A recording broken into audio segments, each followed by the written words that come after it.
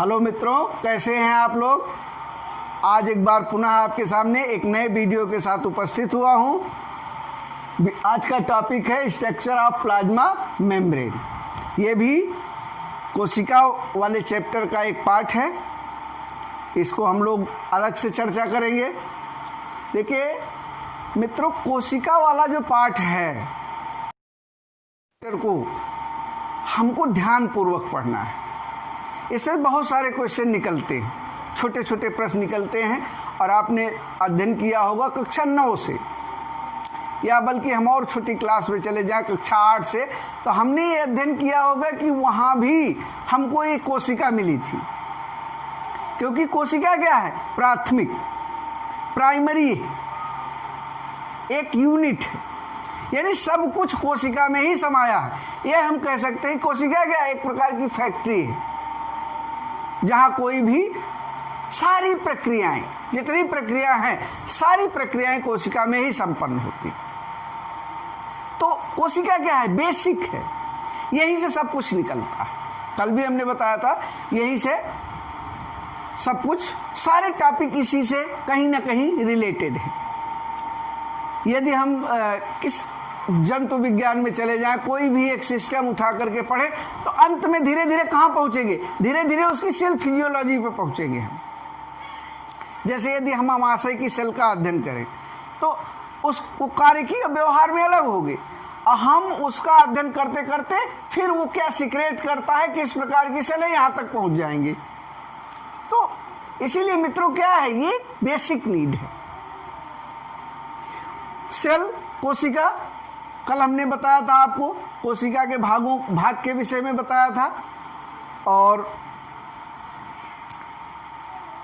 आज जो है हम कोशिका के अंतर्गत प्लाज्मा मेम्ब्रेन की संरचना के विषय में अध्ययन करेंगे। सबसे पहले थोड़ा सा इस जान लेते हैं कि कोई भी कवरिंग यदि कुछ हमको बनाना है तो उसकी बाउंड्री चाहिए, जैसे पानी भरना है, तो पानी कहाँ भरा जाएगा? ग्लास में भरा जाएगा, या लोटे में भरा जाएगा, या जग में भरा जाएगा, या किसी और बड़े बर्तन में भरा जाएगा। यानी पानी को हम ऐसे ही खुला छोड़ दे तो रुकेगा नहीं, फैल जाएगा। उसको समेटने के लिए हमको क्या चाहिए? कोई बर्तन चाहिए। बर्तन का मतलब कवरिंग, चारों तरफ की उसकी कवरिंग चाहिए हमको। ऐसे ही सेल है, ऐसे ही कोशिका है, सेल है। ये मान लीजिए ये इसका प्रोटोप्लाज्म है, कोई कवरिंग नहीं होगी तो चारों तरफ बिखर जाएगा। लेकिन यदि हम इसको कवर कर दिए, अब क्या हो गया? ये सेल का रूप हो गया, कोशिका का रूप हो गया। हमने पहले ही बताया आपको, कोशिका 2 प्रकार की होती है। कौन कौन सी? प्लांट सेल और एनिमल सेल। दोनों में एक बहुत बेसिक नीड है। हम जब विद्यालय में पढ़ाते हैं तब भी बताते हैं, और यहाँ पर भी बता रहे हैं। केवल एक ही अंतर है, इसके अतिरिक्त तो सब गौण है, सब सेकेंडरी हैं। प्राइमरी जो अंतर है वह है सेल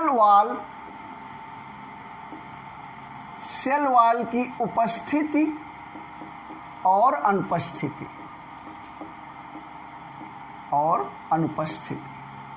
इसी आधार पर हम किसी भी कोशिका को कह सकते हैं कि कोशिका जंतु है या वनस्पति है।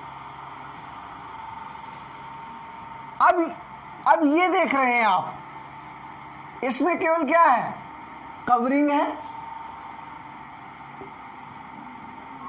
जल्दी से एक छोटा सा स्ट्रक्चर देख लेते हैं।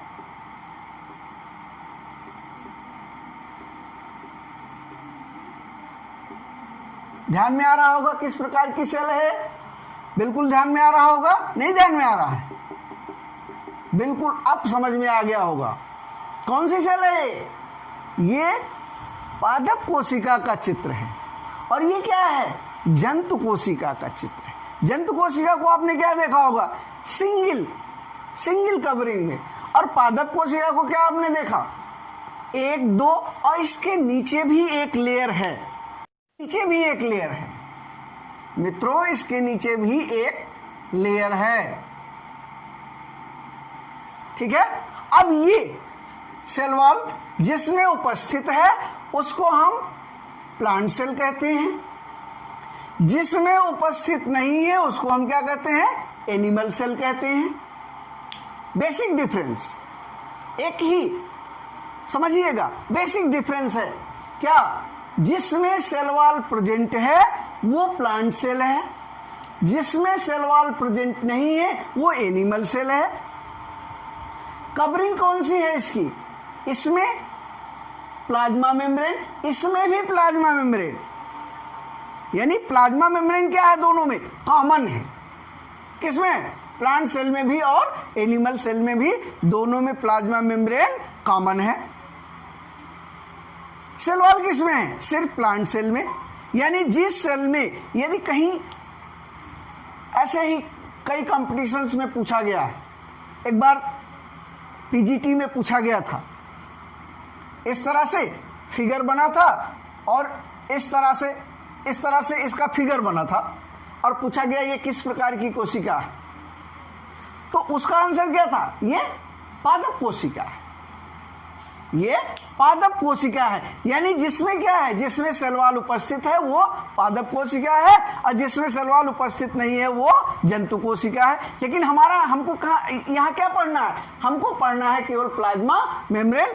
हम ये बताना चाह रहे हैं, सिर्फ और सिर्फ ये बताना चाह रहे हैं कि प्लाज्मा मेम्ब्रेन दोनों प्रकार की कोशिकाओं में उपस्थित होती है, पादप कोशिका में या प्लांट सेल में, इसकी अतिरिक्त सेल वॉल भी पाई जाती है। ठीक है। उसके बाद अब हम आ जाते हैं फिर अपने टॉपिक पर, यहीं पर फिर आ जाते हैं प्लाज्मा मेम्ब्रेन पर। सबसे पहले प्लाज्मा मेम्ब्रेन को कॉन्सेप्ट जो दिया वो डेनियल और डाउसन ने, कहीं हम पढ़ रहे थे कल। डेनियल और डाउसन एक वैज्ञानिक थे, उन्होंने 1935 में प्लाज्मा मेम्ब्रेन का कॉन्सेप्ट दिया। कल के वीडियो में हमने इनके नाम का जिक्र नहीं किया था।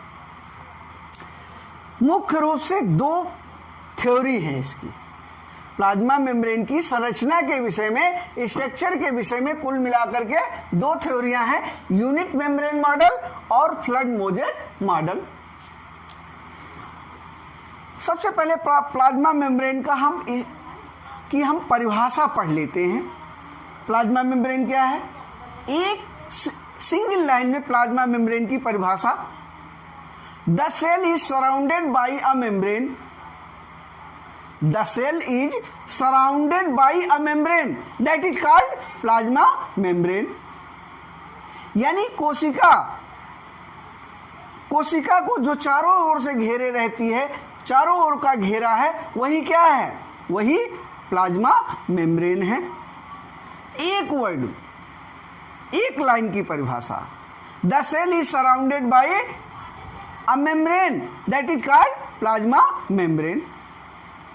इसके अतिरिक्त आप जो है बहुत सारी परिभाषाएं हैं, यहाँ उन सब का जिक्र करना, यहाँ हम लोग उनका जिक्र नहीं करेंगे। सिर्फ जिक्र कैसे करेंगे, इसकी स्ट्रक्चर का जिक्र हम लोग करेंगे। यूनिट मेम्ब्रेन, यूनिट मेम्ब्रेन का मतलब यूनिट की हिंदी होती है इकाई कला, इकाई। और इसका कंसेप्ट किसने दिया था, रॉबर्टसन ने दिया था। रॉबर्टसन ने 1959 में इसका कंसेप्ट दिया था। उन रॉबर्टसन के अनुसार जो यूनिट कला है वो लगभग 70 एंगस्ट्रॉम मोटी होती है। कितनी मोटी होती है, 70 एंगस्ट्रॉम। ये हो गया प्रोटीन, फास्फोलिपिड और पुनः प्रोटीन। ऐसे हम कह सकते हैं प्रोटीन सीरीज इसकी, प्रोटीन, फास्फोलिपिड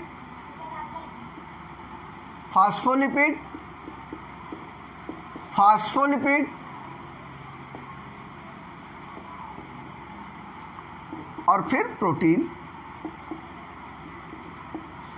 यानी फास्फोलिपिड, इसीलिए इतने भाग को हम फास्फोलिपिड बाइलेयर कहते हैं। फास्फोलिपिड बाइलेयर, ये 2 लेयर है फास्फोलिपिड इसमें। और अब 70 एंगस्ट्राम में 20 एंगस्ट्राम प्रोटीन की आउटर लेयर,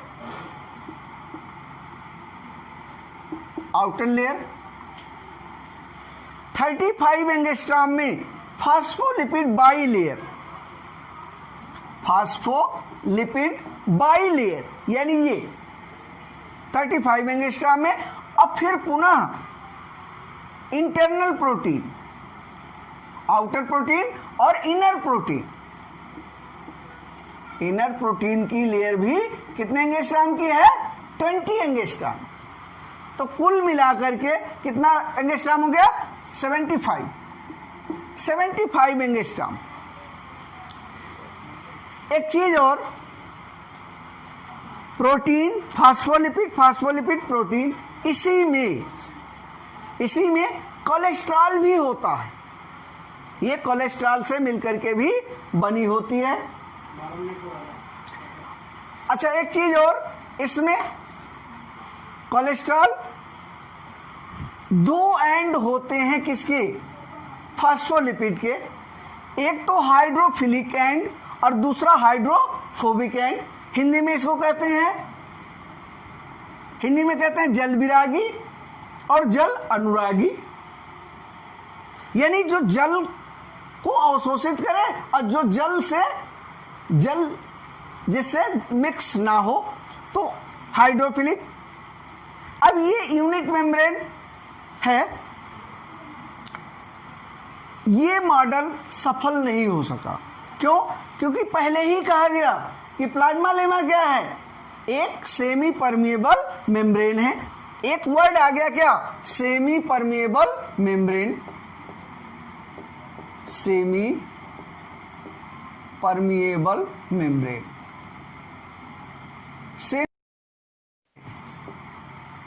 यानी चुनिंदा पदार्थों को अंदर बाहर आने जाने देती है।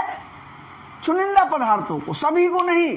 कोशिका के अंदर और कोशिका के बाहर कुछ चुनिंदा पदार्थ आ जा सकते हैं, उनका परिवहन होता है।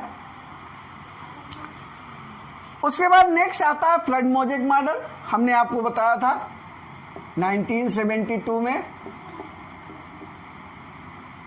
सिंगर एंड निकोलसन, 2 वैज्ञानिक थे, सिंगर एंड निकोलसन। उन्होंने इस मॉडल को प्रस्तुत किया। कौन से? फ्लड-मोजेक मॉडल को। इसका चित्र देख लेते हैं। यह भी इन्हीं परतों से मिलकर बना है। प्रोटीन, फास्फोलिपिड और प्रोटीन, फास्फोलिपिड और पुनः प्रोटीन। लेकिन इसमें प्रोटीन के 2 भाग हैं। इसकी विशेषता क्या है? प्रोटीन के 2 भाग हैं। कौन कौन से भाग हैं? देख रहे हैं। एक तो बाहरी परिधीय प्रोटीन है, जिनको हम क्या बोलते हैं? पेरिफेरल प्रोटीन या पेरिफेरल प्रोटीन बोलते हैं। और दूसरी क्या है? Integral protein.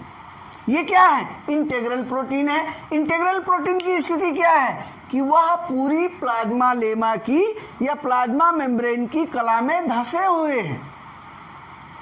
और इन्हीं प्रोटीन के कारण एक पोर का निर्माण होता है, एक छिद्र का निर्माण होता है। किसके द्वारा? इन्हीं इंटीग्रल प्रोटीन्स के द्वारा एक छिद्र का निर्माण होता है, जिसके कारण से इसी छिद्र से होकर के कुछ चुनिंदा पदार्थ अंदर और बाहर आ जा सकते हैं। यानी किसका काम करती है? एक चैनल का काम करती है। किसके बीच? कोशिका के इनर इन्वायरमेंट और कोशिका के आउटर इन्वायरमेंट के अंदर एक चैनल का कार्य करती है। और ये थ्योरी हमको लगता है सटीक बैठती। ठीक है, ये है। थोड़ा सा इसके कार्य के विषय में जान लेते हैं। पहला कार्य तो है, क्या है? कि कोशिका के आकार को बनाए रखना। कोशिका के आकार को। किसका कार्य है? प्लाज्मा मेम्ब्रेन का पहला कार्य है कोशिका के आकार को निश्चित बनाए रखना। यानी जब कवरिंग है तो कोशिका का आकार कैसा होगा? निश्चित बना रहेगा। दूसरा क्या है? इसकी विशेषता यह है कि कोशिका अपने जैसी कोशिकाओं की पहचान करती है। अपने जैसे कोशिका की पहचान, अपनी जैसी कोशिका की पहचान करती है। अच्छा, ये कहाँ इंपॉर्टेंट है?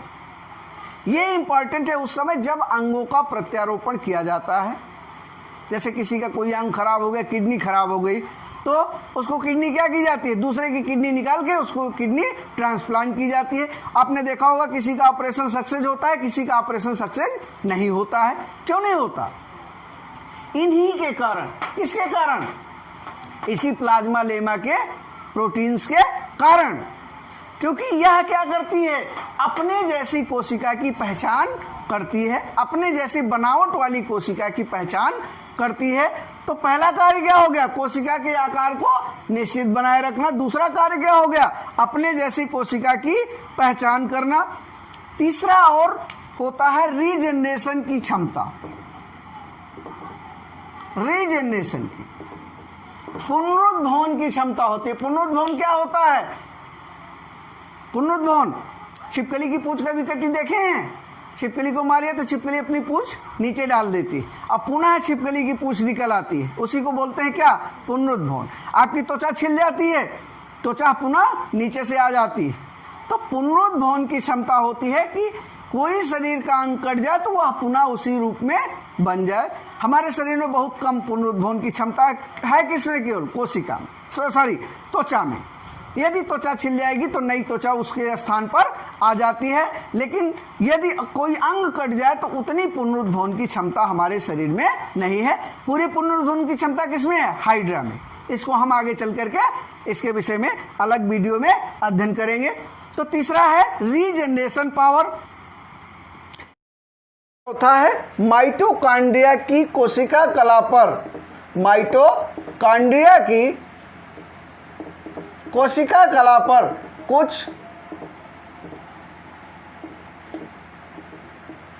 कुछ इलेक्ट्रॉन परिवहन तंत्र से संबंधित एंजाइम उपस्थित होते हैं। इसके अतिरिक्त एक कार्य और है, कोशिका के अंदर और बाहर टॉक्सिक पदार्थों का आवागमन। यदि कोशिका के अंदर बनने वाले टॉक्सिक पदार्थ एक्सचेंज नहीं होंगे, कोशिका से बाहर नहीं निकाले जाएंगे, तो हम जानते हैं कि धीरे धीरे कोशिका में टॉक्सिक पदार्थ इकट्ठे होते जाएंगे और धीरे धीरे कोशिका की मृत्यु हो जाएगी, कोशिका का क्षरण हो जाएगा।